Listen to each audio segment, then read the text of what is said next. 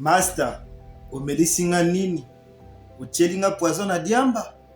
Olingi obomanga tala ndenge nazo sanza. C'est par cette phrase percutante que l'auteur débute son récit. Une ouverture à la fois intelligente et philosophique. En me plongeant dans la lecture de son œuvre, j'ai pu décoder le message caché derrière ces mots. Master, omelisinga nini? Cette question met en scène deux personnages, celui qui l'énonce et celui à qui elle est adressée. Le premier, c'est un jeune plein de potentiel et d'avenir, mais qui se rend compte que tout lui est échappé. Il se sent prisonnier, enfermé dans un pays pourtant riche, mais où il n'a ni liberté d'expression, ni accès à une éducation de qualité, ni eau potable, ni électricité, ni Internet. Il souffre de faim et l'insécurité gangrène son quotidien. Il vit une prison à ciel ouvert. Quant au second personnage, celui à qui la question est posée, il représente une élite au pouvoir. Un groupe de dirigeants à la tête d'un pays aux immenses richesses, mais incapables d'assurer un avenir meilleur à leur peuple. Olingio Bomanga, tela ndenge nazo sanza. En d'autres termes, regarde comment tu as détruit mon avenir et tu m'as tout volé.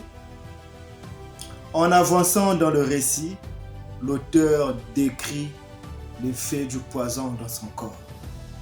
Il illustre comment la mauvaise gouvernance a ravagé le système et a mis le pays dans le chaos. La jeunesse dépourvue de repères se retrouve perdue face à un taux de chômage alarmant. C'est dans ce contexte que l'auteur affirme tela ndenge nazo sala ba scène, nzoto nanga nazo contrôler te, nzoto tikali molimo ekiei. Un peu plus loin dans son récit, il revient sur la confiance que la jeunesse avait placée dans le gouvernement, espérant enfin avoir un pays prendre le chemin de l'émergence. Mais au lieu de progrès, elle n'a fait qu'avaler des promesses non tenues. L'année de la santé, l'année de la jeunesse, l'année de l'éducation, autant d'engagements restés sans effet. Rien n'a changé et pourtant ces dirigeants sont au pouvoir depuis des décennies. L'auteur conclut son récit par un cri de détresse. Benga mama, benga pasteur, bandoki baye, baye kozwanga.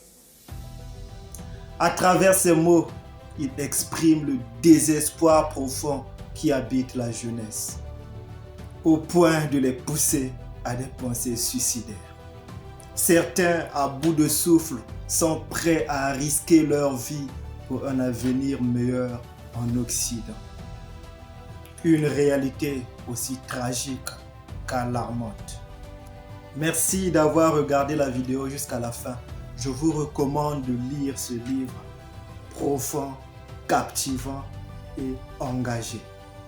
N'oubliez pas de vous abonner et surtout, mentionnez le nom de l'auteur dans les commentaires. On se retrouve à la prochaine pour une nouvelle vidéo.